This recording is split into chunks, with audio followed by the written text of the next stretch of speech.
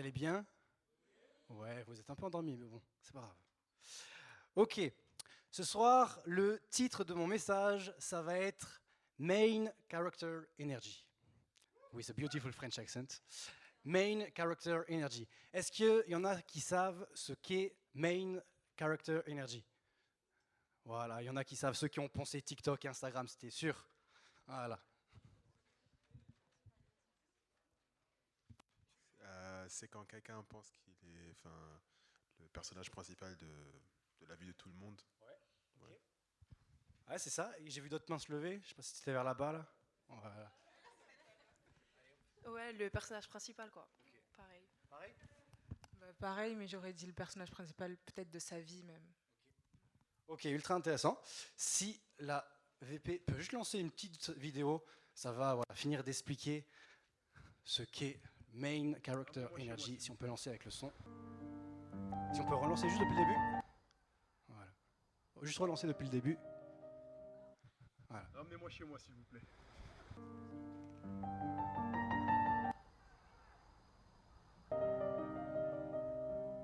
C'est où chez lui? Monsieur? Monsieur. Emmenez-moi chez moi, s'il vous plaît. Super, nickel. Ça, c'est la Main Character Energy. C'est quoi? C'est quand la personne va se voir, va s'identifier comme étant le personnage principal de l'histoire de sa vie. Et c'est un phénomène qu'on voit de plus en plus, même que les psys étudient. Hein, vraiment, il y a des psys qui font des études sur ça et tout. Et comment dire, c'est quelque chose qui est de prôné de plus en plus par les influenceurs également. Et on le voit, je pense que vous êtes tous tombés sur des vidéos. Les mecs, ils font des trucs bidons, ils vont faire une salade, mais c'est pas ta salade à toi, tu vois. Ça va être une salade. Déjà, tu as l'impression qu'ils sont dans un style 70s, dans une petite cuisine italienne, en train de se couper du basilic. Franchement, même moi, la salade, j'ai envie de la bouffer. Voilà. Et tout est ultra esthétique. Tout ce qu'ils font, tout ce qu'ils entreprennent est ultra stylé. Ça, c'est la Main Character Energy. C'est quelque chose qui est de plus en plus présent dans notre société, qui est de plus en plus présent dans les réseaux sociaux également. Et j'aimerais voir avec vous, ce soir, un peu réfléchir sur ce thème-là, et s'appuyer sur un texte de la Bible qui se trouve dans Genèse 4. Et on va étudier le personnage de Caïn et Abel.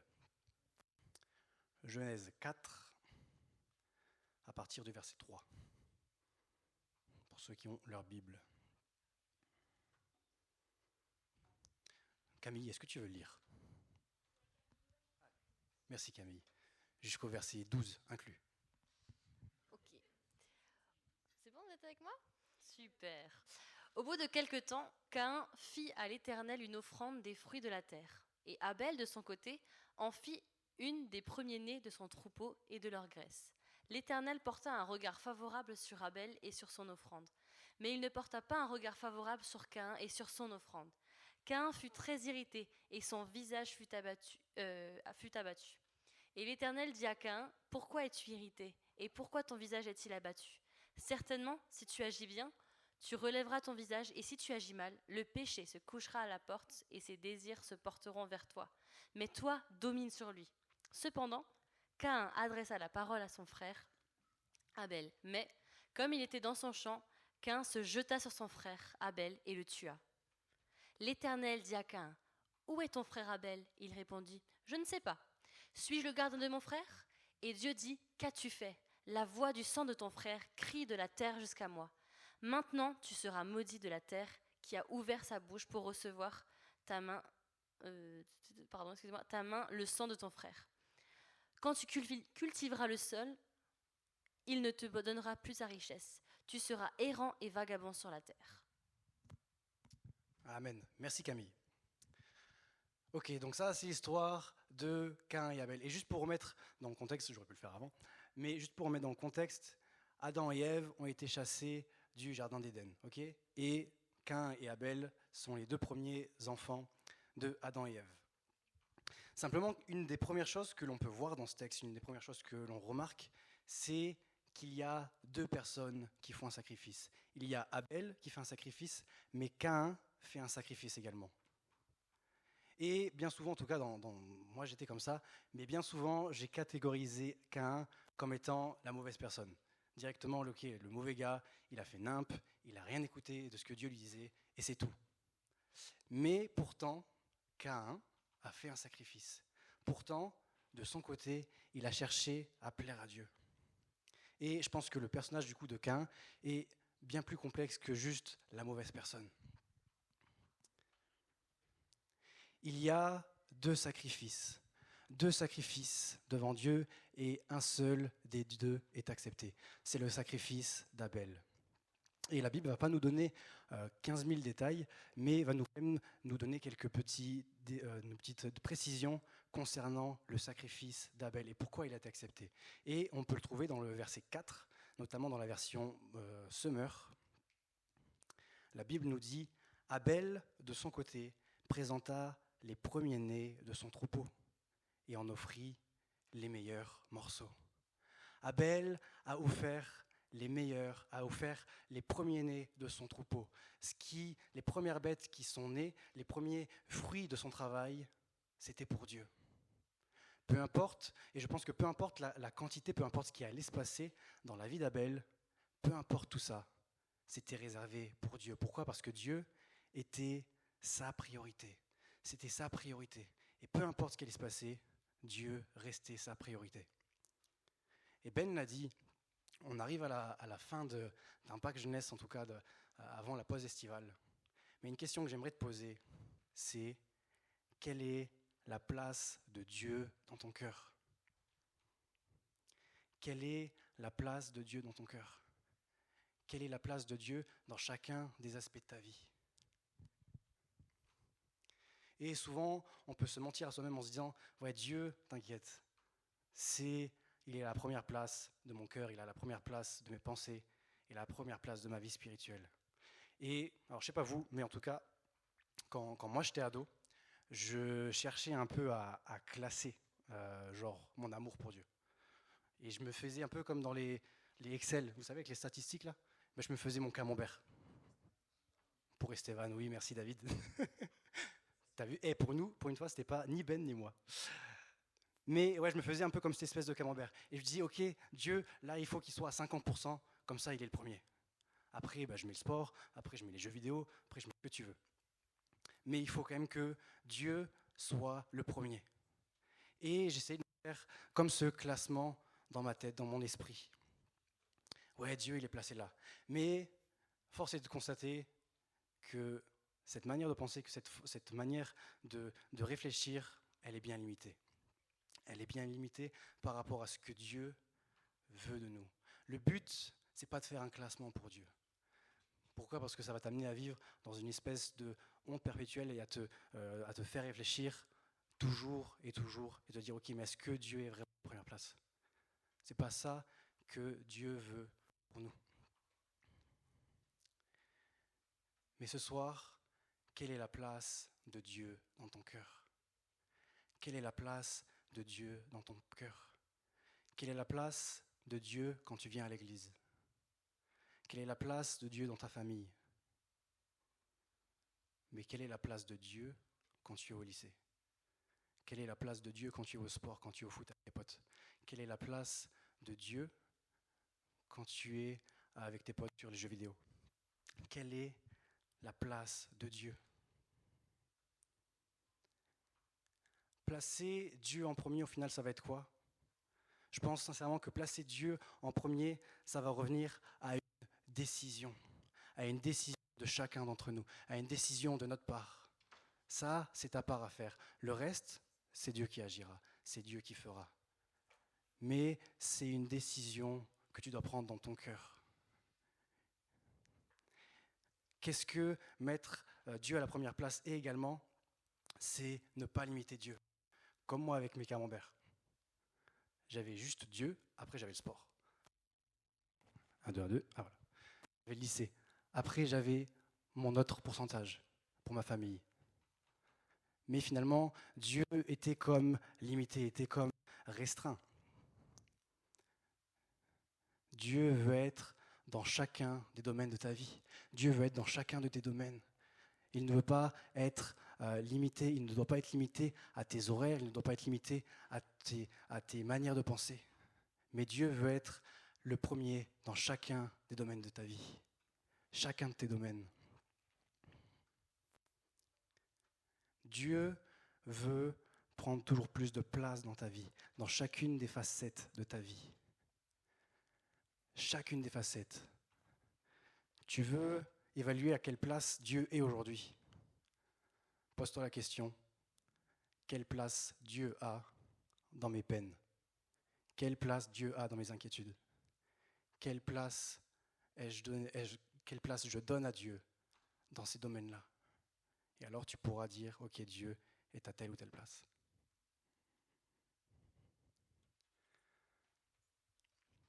Quand on revient sur le texte, on voit que Abel a cherché à honorer Dieu, a cherché à plaire à Dieu, a cherché pas pour lui-même, mais pour plaire et honorer Dieu. Et parce qu'il a honoré Dieu, alors Dieu l'a honoré. Et Dieu a agréé son offrande.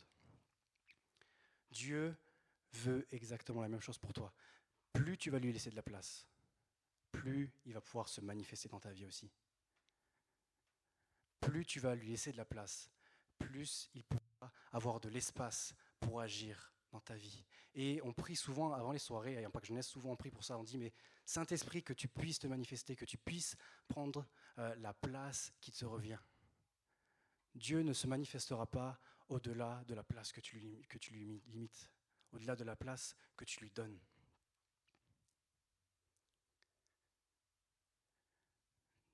Cherche à placer Dieu à la première place. Maintenant, placer Dieu à la première place, ça devient compliqué. Placer Dieu à la première place, ce que ça ne veut pas dire, ça ne veut pas dire que tu vas arrêter de vivre. Dieu ne t'appelle pas à vivre une vie austère dans ton coin, à vivre juste dans ton coin, juste pour lui, en pensant qu'à lui, jour après jour, 24/24, et à ne plus penser à autre chose qu'à ça. Dieu t'appelle à vivre, mais Dieu veut être impliqué dans chacun des domaines de ta vie, encore une fois.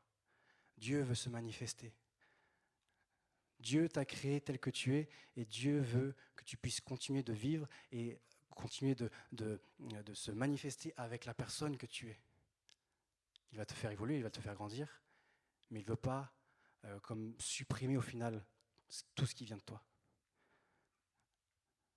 Dieu ne t'appelle pas à une vie austère, pas comme le cliché, vous savez, des moines du Moyen-Âge, là, où ils étaient juste dans un coin et l'impression qu'ils faisaient rien d'autre que genre lire la Bible. Voilà. Dieu ne veut pas ça pour toi. Dieu veut que tu puisses kiffer ta vie, en fait. Dieu veut que tu puisses kiffer ta vie. Et honnêtement, je kiffe ma vie. Je fais de la bécane, je fais du sport, je kiffe lire. Mais je veille à ce que Dieu soit présent dans chacun des domaines de ma vie. Dieu ne t'appelle pas à vivre une vie limitée.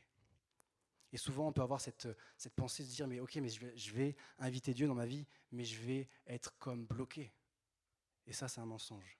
Au contraire, plus Dieu va venir dans ta vie, plus tu vas être libre.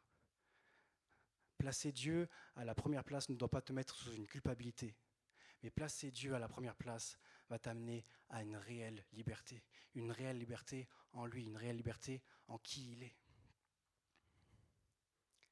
Mais cherche à toujours placer Dieu à la première place.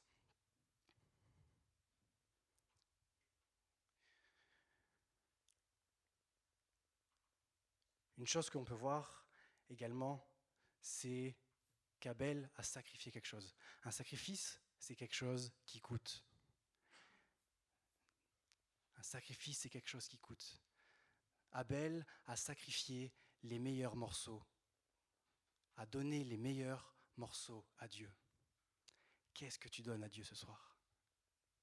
Qu'est-ce que tu donnes à Dieu? Qu'est-ce que dans ta vie honore Dieu ou non? Qu'est-ce que tu lui donnes? Dieu n'est pas le Dieu des restes, les amis. Dieu n'est pas le Dieu des restes.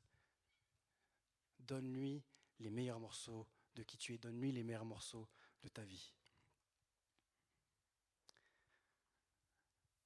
Maintenant, on a vu que ok, il faut que je place Dieu à la première place.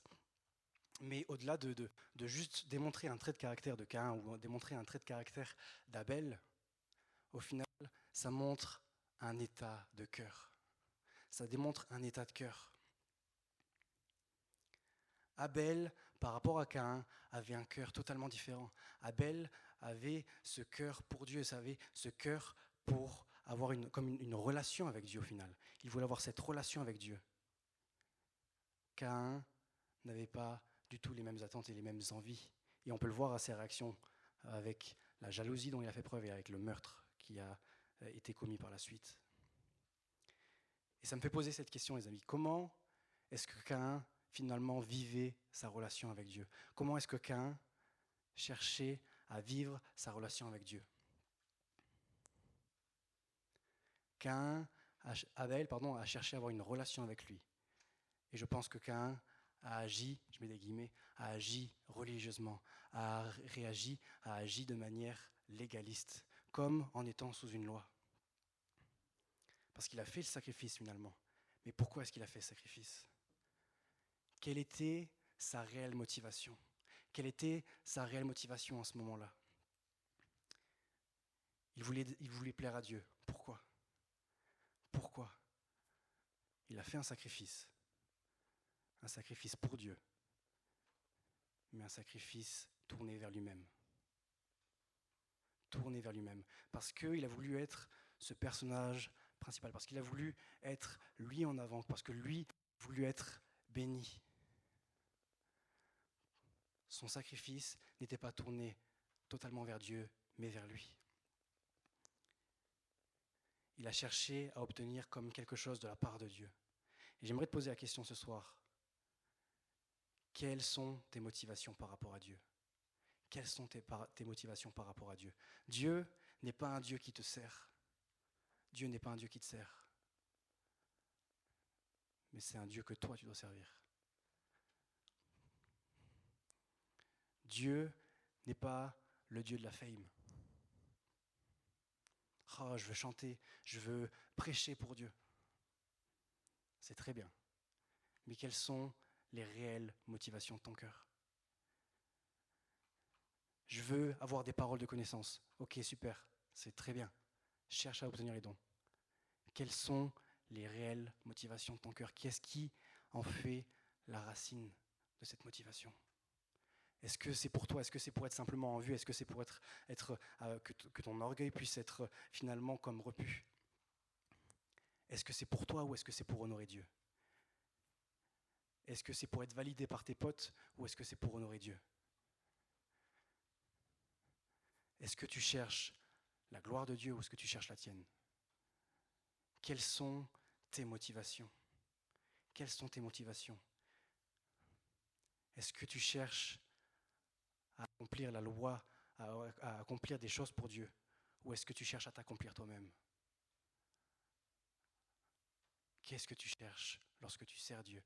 Qu'est-ce que tu cherches lorsque tu t'approches de Dieu? Qu'est-ce que tu cherches lorsque tu agis pour Dieu? Qu'est-ce que tu cherches lorsque tu chantes, que tu pries, que tu sois dans les clubs? J'en sais rien. Qu'est-ce que tu cherches? Qu'est-ce que tu cherches? Quelles sont tes réelles motivations? Une autre chose que je me suis notée pour Caïn, même si la loi n'existait pas à ce moment-là, la loi de Moïse, je pense que Caïn s'est lui-même mis sous une loi, s'est lui-même imposé des règles. Et avec sa manière de penser clairement humaine, mais il s'est mis lui-même sous un légalisme. Si je vais faire ça, alors Dieu va me bénir. Si je fais ça, alors Dieu va m'encourager et je vais obtenir des récompenses. Je vais avoir des bénédictions de la part de Dieu. Et j'aimerais simplement citer ça sur cette phrase sur le légalisme. Le légalisme est une chose extrêmement trompeuse. Et ce qui le rend si dangereux, c'est qu'il a une très belle apparence aux yeux des hommes. En réalité, il éloigne le cœur de Christ et donne de la nourriture aux pauvres, moi. Il donne de la nourriture aux pauvres, moi. Comment est-ce que tu vis ta relation avec Dieu? Comment est-ce que tu vis ta relation avec lui? Est-ce que tu vis une relation ou bien est-ce que tu agis selon des préceptes, agis selon des règles que tu connais? Parce qu'on le voit encore avec cette citation. Le légalisme, c'est pour toi au final. C'est pour agir selon tes propres envies, tes propres pensées. Le légalisme va te faire agir par tes forces, va chercher à mériter quelque chose de la part de Dieu, va chercher à mériter la grâce de Dieu. Le légalisme également va t'amener à te donner une valeur, va t'amener à te comparer. Ah, franchement, Esteban, il est trop bien avec Dieu, j'aimerais tellement être comme lui. Ben, franchement, ça va, je peux encore le dépasser. J'ai fait exprès l'inverse, tu vois. C'est bien, c'est bien. Ouais, je sais, t'inquiète, j'assume. Mais le légalisme va t'amener à te comparer, va t'amener à te donner une valeur par rapport aux autres, par rapport à tes frères et à tes sœurs. Le légalisme va te bouffer. Le légalisme n'est pas bon. Le légalisme va également t'amener la culpabilité. À peine tu vas faire un faux pas, tu vas être sous la culpabilité. Le légalisme va te culpabiliser alors qu'il y a la grâce. Alors qu'il y a la grâce. Ne cherche pas à vivre sous des lois, ne cherche pas à vivre sous des règles, mais cherche à vivre sous la grâce de Dieu. La grâce ne doit pas t'amener à faire nimp, on est d'accord? Mais la grâce doit t'amener à une liberté. Doit t'amener à une liberté avec Dieu, doit t'amener à une liberté dans la relation avec lui.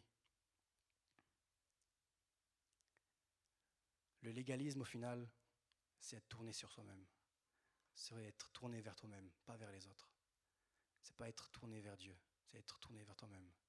Et je pense que on peut vouloir des fois être sincère devant Dieu, mais s'imposer des règles, s'imposer des interdictions, s'imposer des choses auxquelles Dieu ne nous appelle pas.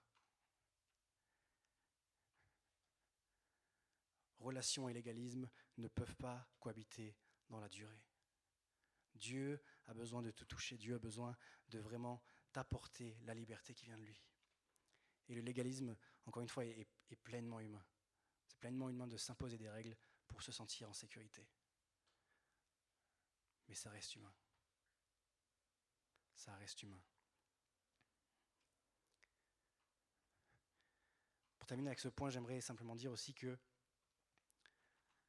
Caïn, au final, a cherché à être le personnage principal de la relation qu'il avait avec Dieu. Fais pas la même erreur. Tu n'es pas le personnage principal de ta relation avec Dieu. Tu n'es pas le personnage principal. C'est Dieu qui est le personnage principal. Dieu reste le personnage principal. Amen.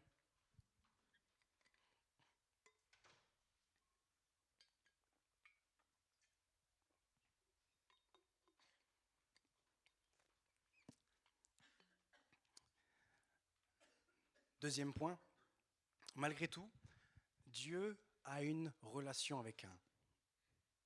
Et c'est fou. Dieu cherche quand même à avoir une relation avec lui. Et j'aimerais te dire ce soir que Dieu cherche à avoir une relation pour chacun d'entre nous, avec chacun d'entre nous. Peu importe ton passé, peu importe ce que tu as pu faire, peu importe tes origines, peu importe tout, Dieu veut avoir une relation avec toi.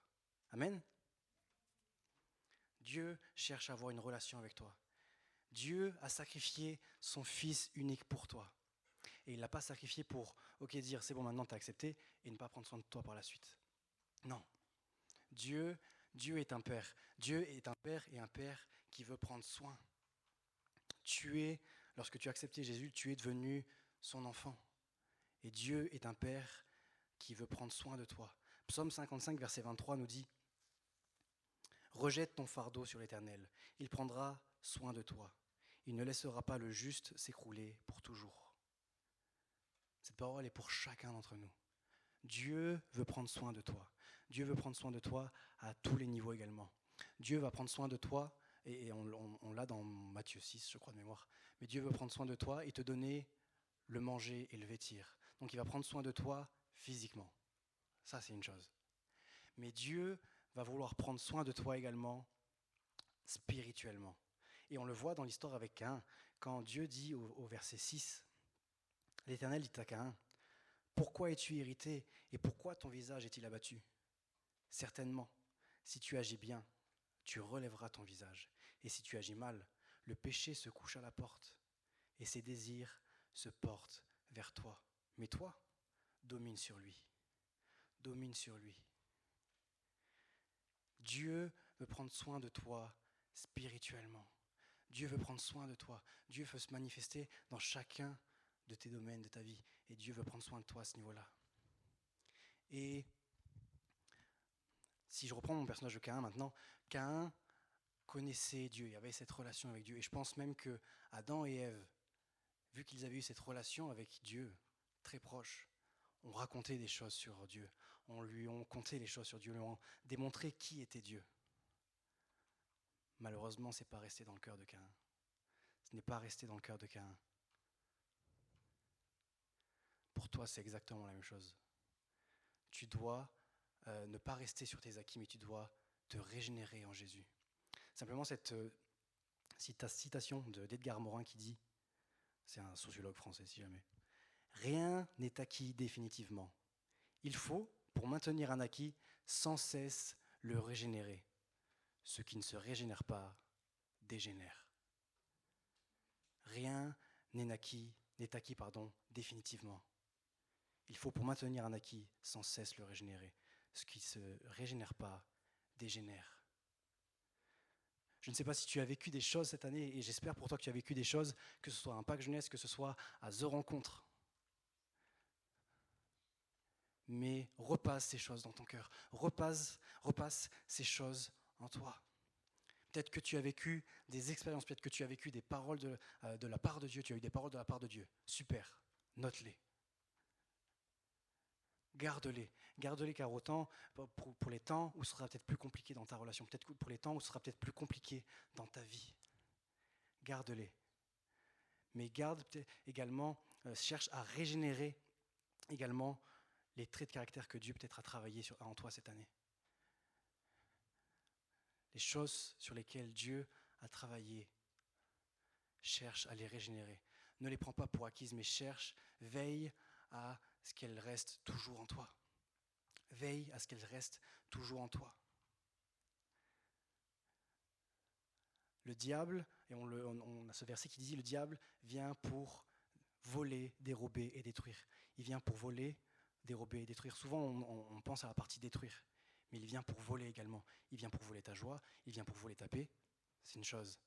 Mais il va chercher à voler ce que tu apprends de Dieu. Il va chercher à voler ce que tu as vécu avec Dieu. Il va chercher à voler les points sur lesquels tu as progressé. Et c'est une réflexion que je me suis faite il y a juste quelques semaines, les amis. Vraiment. Il y a quelques mois, Dieu m'a vraiment travaillé sur un foutu point de mon caractère, de mon foutu caractère plutôt. Et si je ne veille pas, mais je sens que ça part. Tu as besoin de te régénérer auprès de Dieu. Tu as besoin de chercher auprès de lui la régénération pour ta relation. Je reprends mon histoire avec Caïn. On va prendre le verset 5. Caïn fut très irrité et son visage fut abattu. Caïn fut très irrité et son visage fut abattu. Qu'est-ce qui s'est passé ensuite ? Caïn, il a fait nimp. Il a tué son frère. Il a commis le premier meurtre de l'histoire de l'humanité. Mais ce qui est intéressant, c'est que la Bible nous dit qu'Caïn fut très irrité et son visage fut abattu. Fut abattu. Autrement dit, il est resté comme focalisé sur lui-même. Il est resté comme concentré sur lui-même. Et on peut voir que c'est son attitude et sa réaction face aux circonstances qui l'ont amené à pécher. C'est sa réaction face aux circonstances qui l'ont amené à pécher. Et quand on reprend le texte, le mot original péché, c'est, alors je ne vais pas vous faire la traduction en araméen parce que je ne l'ai plus, c'est ce qui manque le but. Attends, je l'ai plus, je ne sais pas comment il faut dire. Ceux qui manquent le but. Péché, ça signifie ceux qui manquent le but. Caïn, à cause de sa réaction et à cause de sa réaction face aux circonstances, a manqué le but. Il a totalement manqué le but. Ta relation avec Dieu ne peut pas dépendre de tes circonstances. Ta relation avec Dieu ne doit pas dépendre de tes circonstances. Pourquoi ? Parce que tes circonstances, un jour tu seras en forme physiquement, le lendemain tu seras complètement éclaté. Un jour tu seras trop content parce qu'on t'a donné une voiture. On m'a jamais donné de voiture, si jamais. Vous pouvez m'acheter une remarquable par contre si vous voulez. Mais un jour tu vas être content parce qu'on t'a donné quelque chose, le lendemain tu vas avoir une source de malheur. Les circonstances vont être changeantes. Les circonstances vont être un jour bonnes et un jour mauvaises. Ta relation avec Dieu ne peut pas dépendre de tes circonstances. Ta relation avec lui ne peut pas dépendre de ses circonstances. Le fait que tu te sanctifies ou non ne doit pas dépendre de tes circonstances. Le fait que tu cherches à l'honorer ou non ne doit pas dépendre de tes circonstances. Tes circonstances sont trop changeantes. Si tu t'appuies sur ton émotionnel, si tu t'appuies sur tes sentiments, alors tu ne seras pas constant dans ta marche avec Dieu. Ta relation avec Dieu ne doit pas dépendre de tes circonstances, mais il faut au contraire chercher la sanctification, chercher la constance dans ta vie avec Dieu, malgré les circonstances, malgré ce qui peut t'arriver. Maintenant, comment ? Si on reprend le passage du verset 6, l'Éternel dit à Caïn, « Pourquoi es-tu irrité ? Pourquoi ton visage est-il abattu ? Certainement, si tu agis bien, tu relèveras ton visage. Si tu agis mal, le péché se couche à ta porte et ses désirs se portent vers toi. Mais toi, domine sur lui. » Ok, je vais prendre quelqu'un. Tiens, Yann, tu peux venir s'il te plaît ? Voilà, viens.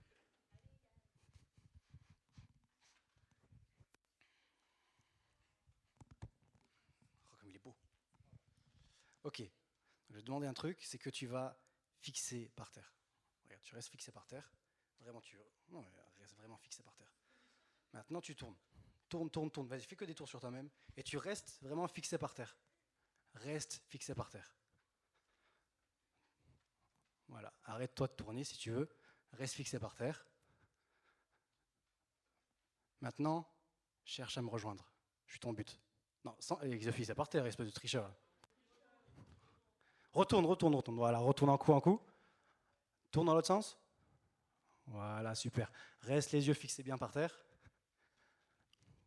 Tourne encore.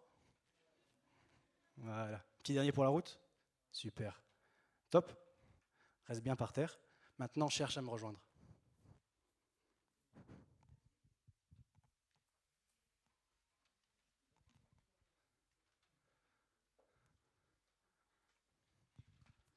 Tu sais pas où je suis, hein ? Ok, c'est bon, tu peux lever la tête. Ok, reste là-bas. Reste là. Donc remets tes yeux vers par terre. Voilà.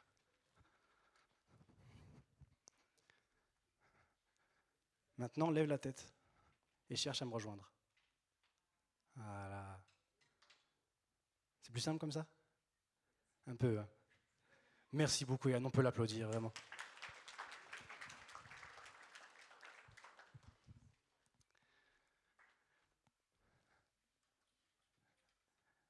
Les amis, avec Dieu, ce sera exactement la même chose.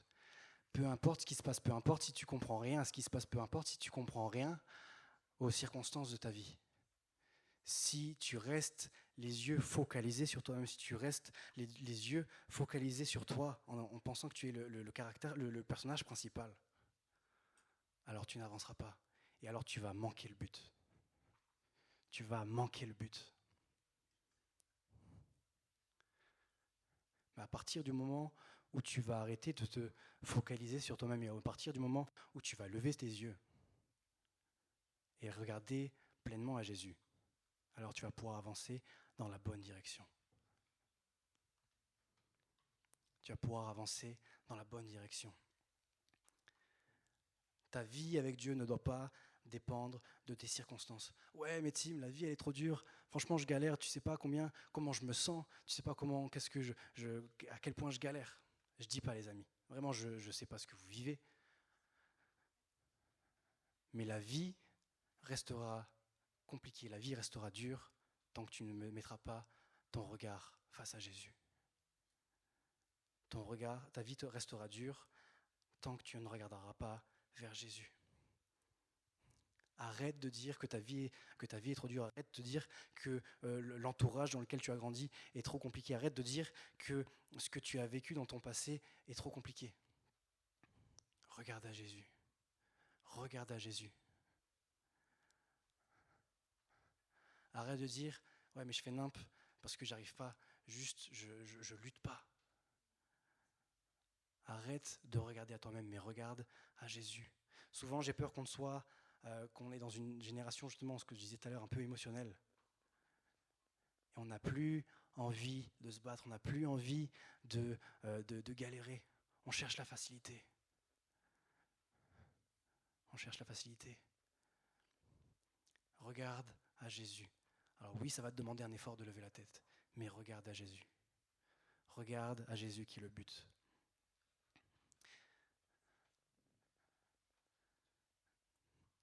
La Bible nous dit également « domine sur le péché ». Ça veut dire qu'il y a un effort à faire de notre part. Dieu fera le principal. Mais toi, tu as ta part à faire. Fais ta part devant Dieu. Cherche à accomplir ce que Dieu te demande de faire. J'aimerais vous laisser cette phrase avant de passer au troisième point, mais la quantité du fruit dans ta relation avec Dieu, la qualité du fruit de ta relation avec Dieu, va pas dépendre, n'est pas de ta responsabilité. Par contre, tu vas être responsable des actes que tu poses dans ta relation avec Dieu. Tu vas être responsable des actes que tu fais ou que tu ne fais pas dans ta relation avec Dieu. Tu vas être responsable de ça. Ne te laisse pas dominer, ne te laisse pas avoir par les circonstances de ta vie. Amen. J'arrive à mon troisième point. Dieu et Caïn ont une relation. Donc ça, on l'a vu. Mais si à un moment donné, on dit qu'ils ont une relation, ça veut dire quoi? Ça veut dire qu'ils ont un échange. On est d'accord avec ça? Logique, c'est bien. Et ils ont un dialogue, c'est pas juste un qui parle et l'autre qui ne parle pas. Il y a un échange. Et j'aimerais te poser la question, comment est-ce que dans la dimension de l'échange, comment est-ce que comment est-ce que tu vis ta relation avec Dieu? Est-ce que Dieu peut te parler? Comment est-ce que Dieu peut te parler? Est-ce qu'il a l'opportunité de parler avec toi? Ou bien tu fais que parler? Vous connaissez un peu les gens comme ça là? Ils sont toujours en train de te parler d'eux-mêmes, ils chattent. Le moment où tu arrives juste à parler d'eux, de toi un petit peu, le moindre truc, ils vont réussir à ramener la discussion sur eux. Ah ouais, tu fais de la montagne, parce qu'en fait, moi, avec ma grande tante, un coup, on est allé aussi là-bas. Ça vous parle? Ouais? Vous voyez à peu près de quoi je veux parler? Si vous ne voyez pas, ça veut dire que la personne, c'est vous.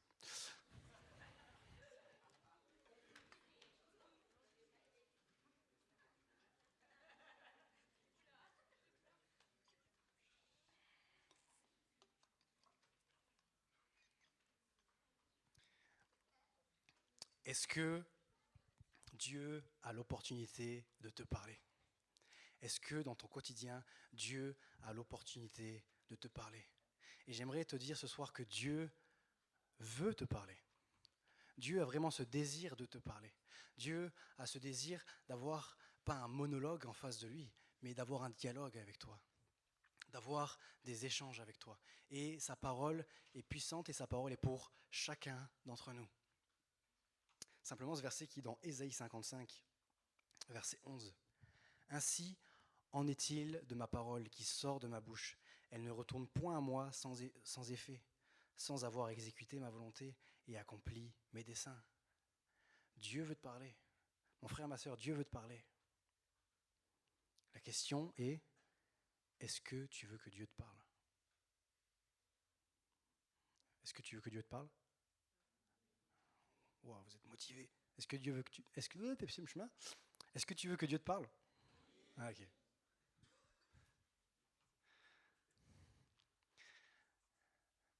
Maintenant, j'aimerais te poser la question, comment est-ce que tu t'attends à ce que Dieu te parle?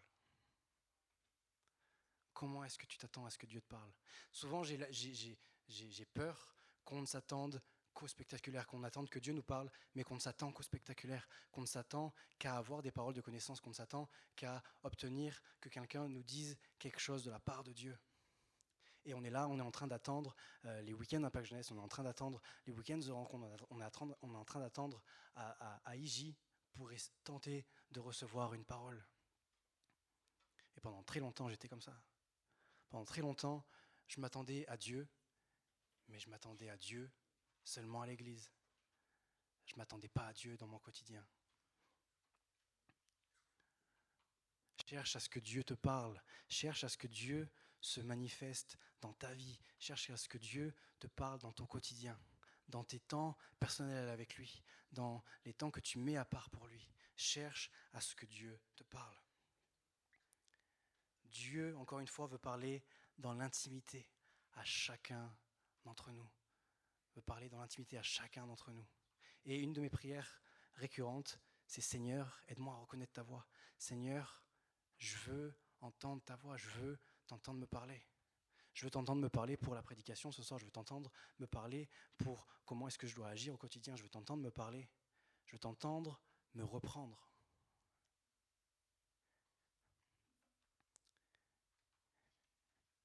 Comment est-ce que tu réagis face à Dieu quand il te parle? Quelles sont tes réactions? Quelles sont tes réactions? Est-ce que tu acceptes la réponse de Dieu ou est-ce que tu ne l'acceptes pas? Quand on regarde à Caïn, il y a deux choses que l'on peut, je dirais, quelques petits trucs qu'on peut voir dans sa réaction. Bon, déjà, il a fait nimp, ça on est d'accord.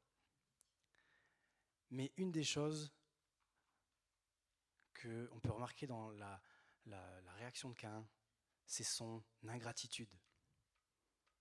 Quelqu'un peut me définir ingratitude? Aucune reconnaissance. Oh purée, c'est bon, détends-toi. C'est juste. C'est exactement ça. L'ingratitude, c'est quoi? C'est manquer de reconnaissance. Et Caïn, dans sa réaction, a manqué de reconnaissance. Dieu lui a parlé. Dieu déjà lui parle. Lui, petit humain. Dieu lui parle. Mais il fait nimp. Il n'écoute pas. Pourquoi? Parce qu'il est, encore une fois, centré sur lui-même. Il est centré sur qui il est. Il est ingrat envers Dieu, ingrat envers le Dieu qui cherche à prendre soin de lui. Ingrat. Pourquoi? Parce que la réponse de Dieu ne va pas lui plaire. Il va choisir sa propre voie, il va choisir ses propres actions. Et j'aimerais te dire ce soir que l'ingratitude peut te concerner, déjà, et que l'ingratitude va être comme un poison dans ta vie, comme un poison dans ta relation avec Dieu. Pourquoi? Parce que l'ingratitude, finalement, va t'amener à être frustré. Caïn, il est totalement frustré. Il a vu que son sacrifice n'était pas accepté, il est frustré. Il est frustré de fou.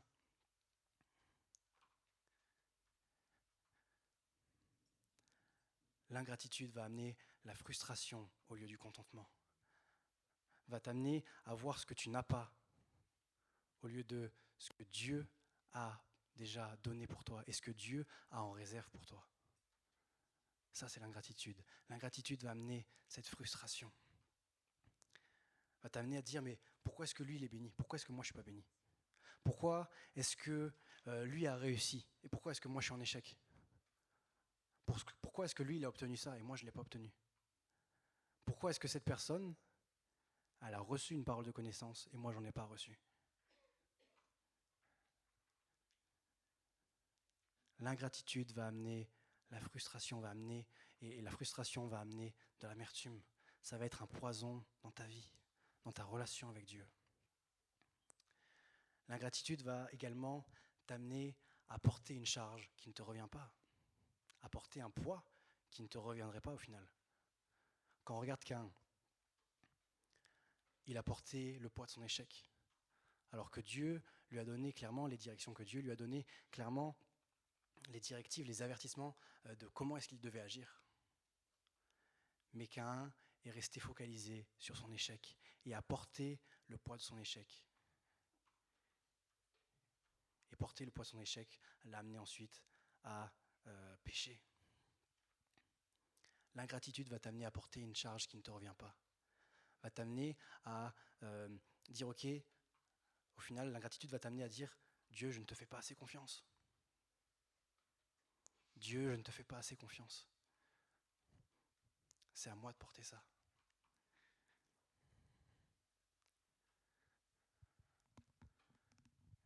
Caïn est resté focalisé. Et peut-être que tu l'as et tu te dis, mais pourquoi est-ce que moi je vis ça? Pourquoi est-ce que je vis ça alors que j'aime Dieu? Pourquoi est-ce que je vis ça alors que je sers Dieu? Je vais être honnête avec vous les amis, il y a quelques mois c'était exactement mon cas.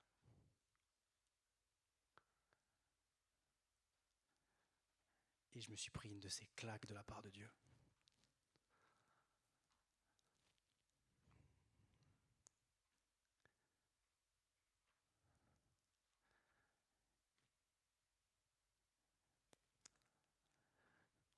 Au final, l'ingratitude va t'amener à ne pas reconnaître Dieu pour qui il est au final. Va ne pas t'amener Dieu à reconnaître pour qui il est, pour la personne qu'il est. Tu vas rester focalisé sur toi-même et tu ne vas pas voir qui est réellement Dieu. Tu vas rester focalisé sur tes échecs.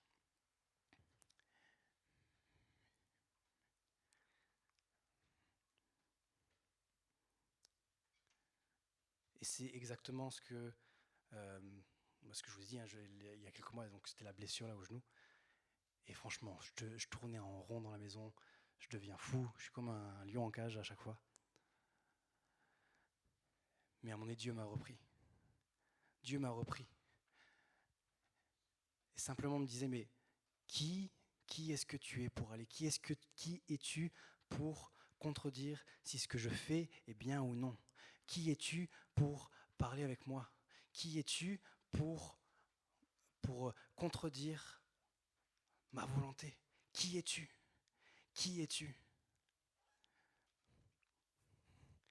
Qui es-tu? Bien souvent, j'ai peur qu'on oublie la place de Dieu. On oublie qui est Dieu, on oublie que Dieu est un Dieu rempli d'amour, oui.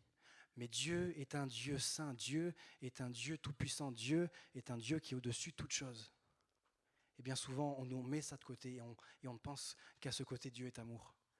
Mais Dieu est saint, Dieu est tout-puissant et Dieu est au-dessus de tout. Si l'équipe de louange peut me rejoindre.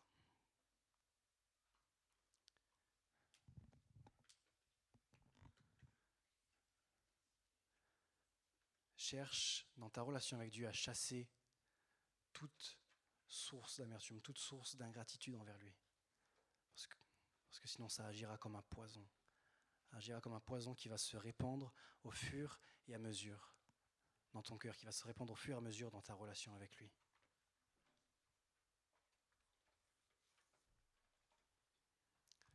Je vais conclure.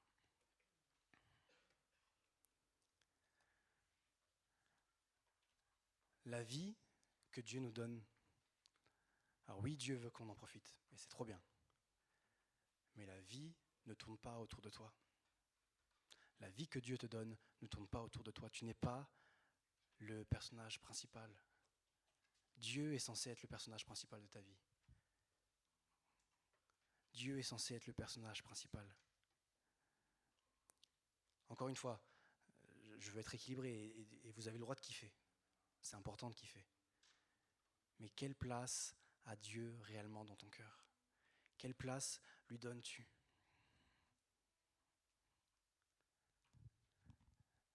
Ta vie sera pauvre, ton été sera pauvre si tu ne cherches pas à mettre Dieu à la première place, si tu ne cherches pas à ce que lui soit glorifié, si tu ne cherches pas à ce que lui soit le premier dans chacun des aspects de ta vie.